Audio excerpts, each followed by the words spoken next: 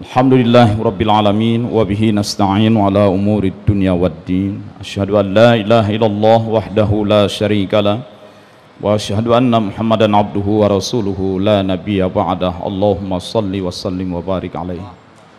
Allahumma aftah lana bi futuhil arifin. Rabbana aftah bainana wa baina qaumina bil haqqi wa anta khairul fatihin. Walhamdulillahi Rabbil Alamin. Hadirin hadirat sekalian, hamba-hamba Allah yang mulia, jamaah salat tarawih yang kami cintai. Pak Kiki tadi di belakang membisikkan saya, topiknya berat malam ini. Saya diminta membahas tentang syariat, hakikat, makrifat katanya. Syariat, hakikat, makrifat. Bagaimana membahasnya ini? Syariat itu pengaturan fisik, pengaturan lahiriah. Mudah-mudahan bisa dilihat di layar. Dalam buku-buku fikih, ini contoh syariat. Apa itu solat? Solat didefinisikan af'al wa aqwal. Solat adalah perbuatan-perbuatan tertentu dan bacaan-bacaan tertentu. Muftatahatun bitakbir, diiftitah, dimulai dengan takbir.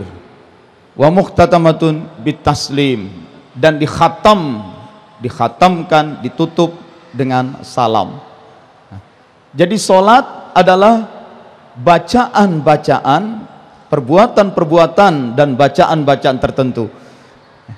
Inilah pengertian fikih, sangat lahiriah, sangat fisik. Pokoknya kalau orang sudah takbiratul ihram, ya, apalagi dia sudah berwudu, sudah menghadap kiblat, sudah menutup aurat, sudah takbiratul ihram, Allahu Akbar, dia sudah baca Fatihah, dia sudah ruku, dia sudah sujud, dia sudah tasahud, dia salam, selesai salat. Itulah syariat, itulah fikih. Hanya mengatur sebatas fisik, lahiriah. Segitupun orang masih ribut, suka berbeda pendapat. Kalau sudah jelas-jelas solat itu diawali dengan takbir, berarti apapun yang terjadi sebelum takbir itu belum bagian dari solat, termasuk baca usolli, itu bukan bagian dari solat.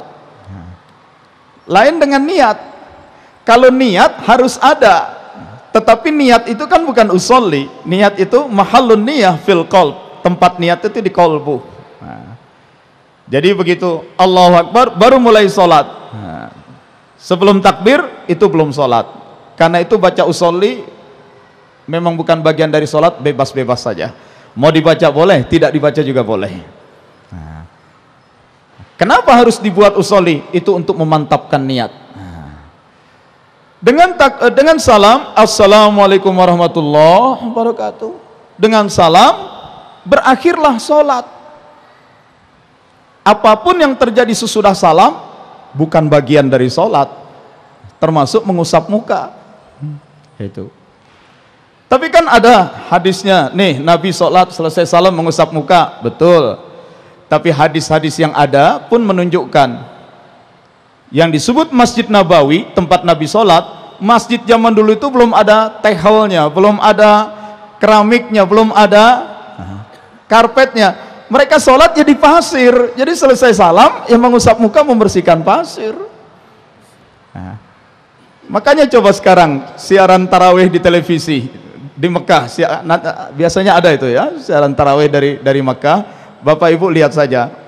Di Mekah, di Madinah, orang selesai salam, Assalamualaikum, ya sudah selesai. Kita tanya, kenapa nggak ngusap muka? Sekarang udah pakai karpet tebal, katanya. Kalau dulu masih di pasir.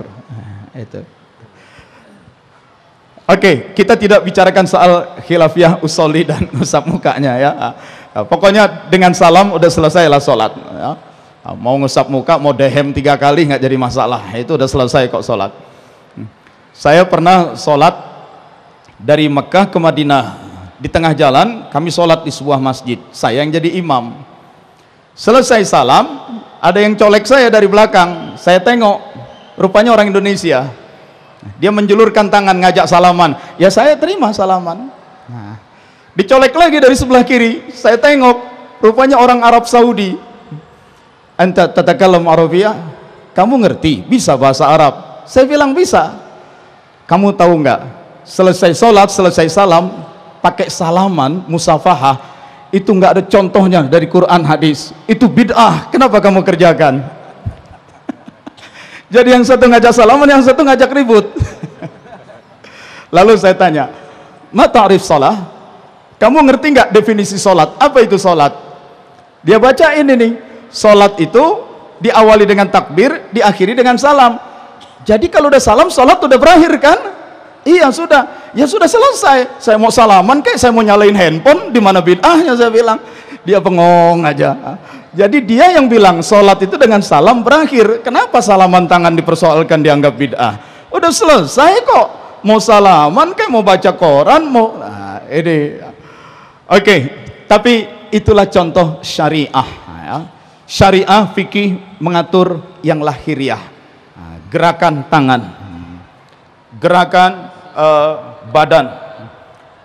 Sami Allah liman hamidah, tangan ke samping, atau sami Allah liman hamidah, tangan balik lagi ke sini.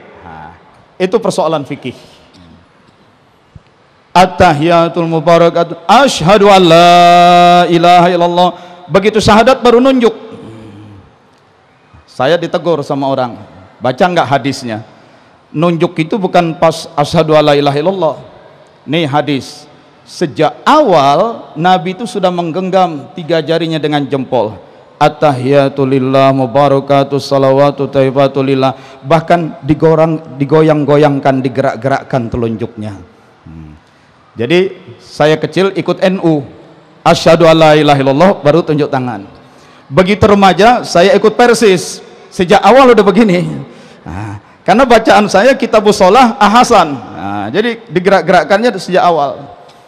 Begitu saya ke Mekah, ketemu orang India dan Pakistan, disalahin lagi, gerakan jarinya jangan begini. Nih hadisnya, yaminan wa shimalan. Selain gerakan atas bawah, juga kanan kiri. Saya bilang bagaimana atas bawah kanan kiri? Ya begini katanya.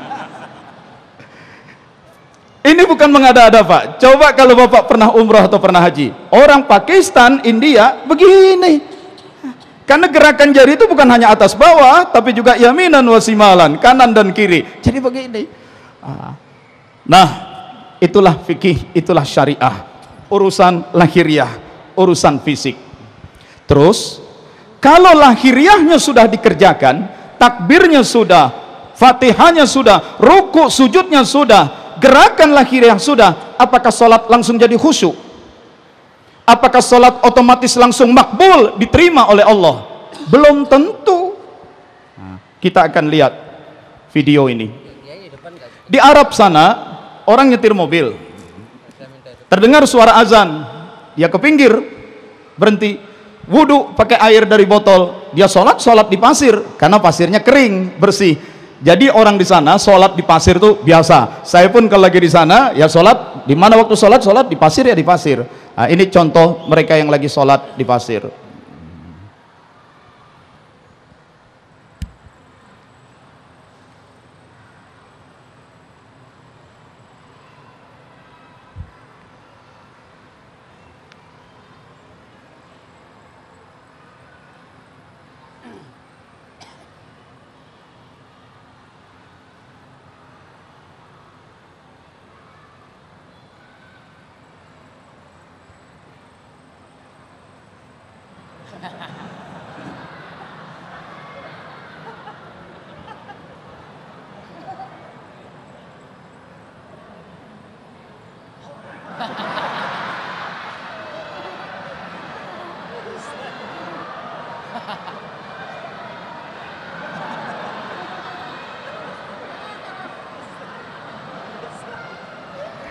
Itulah contoh sholat yang syariah. Wudhunya sudah, tutup auratnya sudah, menghadap kiblatnya sudah, takbirnya sudah, tapi rupanya ada yang nggak beres di dalam kolbu. Nah, perbaikan kolbu itu wilayah hakikat. Nah, itu wilayah hakikat. Ya. Kalau secara syariat, gerakan fisik lahiriah sesuai dengan rukun, sesuai dengan wajib, yang fardu dan yang wajib, selesai. Itu. Ya, kita lihat sekali lagi bagaimana ternyata orang Arab pun seperti itu juga.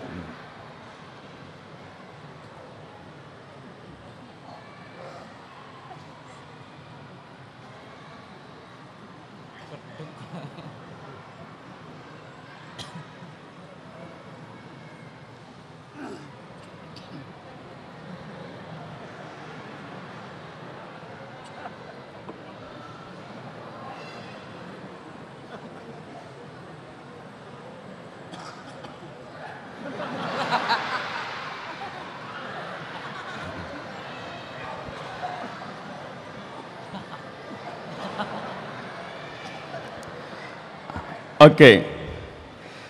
Pernah tidak Bapak sedang berwudu di bawah? Wudu belum selesai, dari atas sudah kedengaran muazin qomat. Allahu akbar, Allahu akbar, syahadu an la ilaha illallah, syahadu anna qad qamatis shalah, qad masalah. Apa yang Bapak lakukan? Bapak naik tangga setengah berlari. Masuk ke sini lari. Kenapa harus berlari-lari? Sayang, takut ketinggalan rakaat. Kan begitu. Takut keburu ruku, takut keburu sujud, takut hilang satu rakaat. Lari-lari. Cuma akibat lari-lari naik tangga dan lari-lari ke sini, begitu sampai di sini salat, Allahu Akbar. Ngos-ngosan. Ngos-ngosan. Sulit untuk khusyuk. Fatihah juga dibaca buru-buru, takut keburu ruku imam. Alhamdulillahirrahmanirrahim. Iyyaka na'budu wa iyyaka nasta'in. Allahu akbar.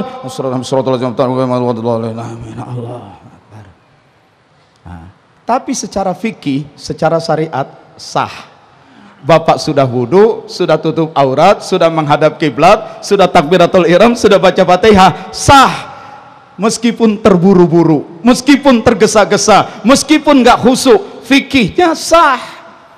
Kewajiban sholatnya sudah tercukupi. Tapi belum tentu diterima oleh Allah.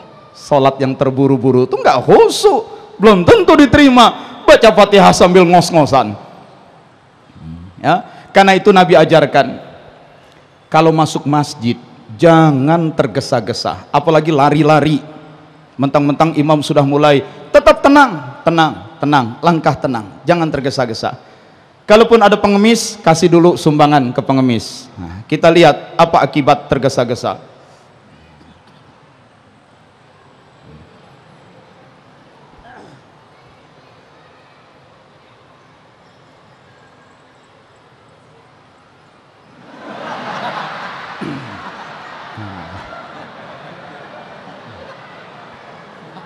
Pengemis main langkain aja, yang dilangkain takut terinjak. Dia tekuk lututnya, rupanya yang ngelangkain pakai rok nyangkut.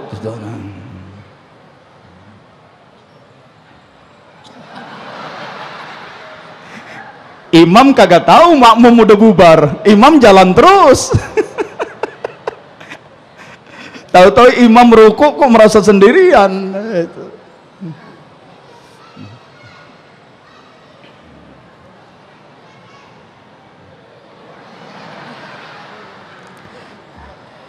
Itulah contoh syariat, ya. Itu contoh syariat. Nah, sekarang kita mulai masuk hakikat. Di surat Toha ayat 14 Allah katakan, Innani anallah, sesungguhnya aku adalah Allah. La ilaha illa ana, tiada ilah, tiada Tuhan, tiada yang layak disembah, dimuliakan, diagungkan kecuali aku. Fa'budni, maka beribadahlah kepadaku. Wa aqimis shalah li dzikri, dan tegakkan salat untuk zikir kepadaku. Jadi salat itu alat, salat itu sarana, salat itu prosedur, salat itu tata cara. Yang hendak dicapai dengan salat, zikir, ingat Allah. Maka di surat yang bagian bawah kita lihat, wa aqimis shalah inna salata tanha 'anil fahsya wal munkar, tegakkan salat, sesungguhnya salat mencegah dari keji dan mungkar. wala zikrullahi akbar, dan zikrullah, ingat Allah, akbar, jauh lebih dahsyat dari salat. Salat mencegah dari keji dan mungkar. Tapi kenapa orang habis salat masih berbuat maksiat? Kenapa ada orang habis salat masih melakukan korupsi? Habis salat bawa lari sepatu orang. Teman saya dari Medan belanja di Glodok, daerah Cina. Menjelang zuhur dia tanya sama orang, di sini ada masjid nggak? Saya mau sholat zuhur. Orang tunjukin, Pak, itu masjidnya tuh, ada kubahnya. Dia lihat ada kubah. Waktu dia samperin, ternyata ruko 3 lantai. Memang ada orang Cina di situ punya ruko 3 lantai, masuk Islam dijadikan masjid. Itu di Glodok ada ruko. Depannya ruko, di atasnya kubah. Teman yang dari Medan ragu-ragu, apa benar ini masjid? Katanya, ruko, katanya. Tapi kan orang tunjuk sini, Bang, katanya. Ya tapi ini ruko, katanya. Cobalah aku periksa dulu, Bang. Dia periksa, dibuka, ternyata ada keran-keran wudhu. Benar, Bang, nampaknya banyak keran untuk wudhu. Kita sholat sinilah. Sholatlah mereka, sholat. Selesai sholat, dia punya sepatu hilang. Baru dia bilang, sekarang aku percayalah kalau ini masjid, katanya. Tadinya dia ragu, ini bener masjid apa toko? Begitu sepatunya hilang, dia bilang, sekarang aku percayalah kalau ini masjid, katanya. Pertanyaannya, kenapa ada orang habis sholat masih bisa nyuri sepatu? Karena sholatnya tidak zikir. Padahal disuruh sholat untuk zikir. Ini hakikat. Mulai hakikat. Kalau syariat lahiriah aja. Tapi kalau hakikat bukan semata-mata lahiriahnya, nyambung tidak kolbu ke Allah. Sebab as-salatu mi'rajul mu'minin. Salat itu mi'rajnya orang beriman. Yang namanya manusia, hakikat manusia itu kan ruh. Bahwa Allah menyiapkan badan itu cuma cangkang. Basar itu badan, tubuh dicipta dari tanah. Itu hanya wadah. Inni khalikum basyaram min tin. Akulah pencipta basar, pencipta badan dari tanah. Fa idza sawaituhu, apabila sudah selesai itu basar, sudah sempurna, wa nafakhtu fihi min ruhi, lalu kutiupkan ke dalamnya sebagian dari rohku. Kutiupkan sebagian dari rohku. Yang manusia, yang ruh, bukan yang basar, bukan badan. Yang disuruh beribadah menjadi khalifah Allah di muka bumi adalah yang ruh. Basar, badan cuma cangkang, cuma casing.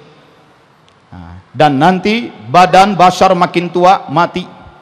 Kalau sudah mati dikubur, musnah menyatu tanah. Tapi manusia yang rohaniah, dia akan kembali menghadap Allah. Kalau begitu, solat itu apa? Solat, yang diajak solat jangan cuma badan, jangan cuma basar yang solat. Solatkan pula ruhnya, jiwanya.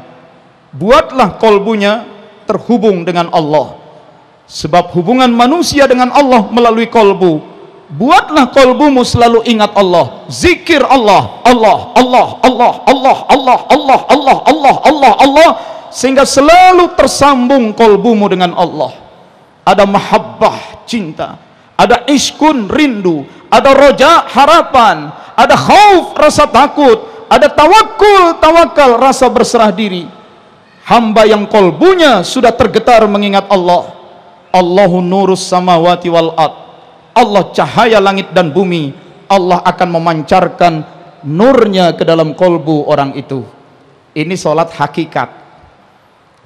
Hakikat, bukan lagi lahiriah, badaniah, bukan lagi soal ruku, sujud, tapi bagaimana dalam solat kolbu itu hidup teng ke Allah. Dan solat itu menyerap cahaya. Maka Nabi katakan, solat itu adalah cahaya. Nawwir buyutakum bin nawafil. Cahayailah, terangilah rumahmu dengan solat-solat sunnah.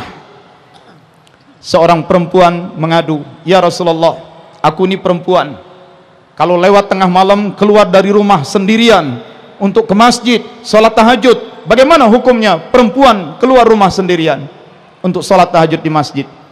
Apa kata Nabi? Kamar tidurku di sebelah masjid, aku lebih suka tahajud di kamarku. Jadi solat-solat sunnah kecuali tarawih yang berjamaah lebih dianjurkan di rumah, karena solat adalah cahaya.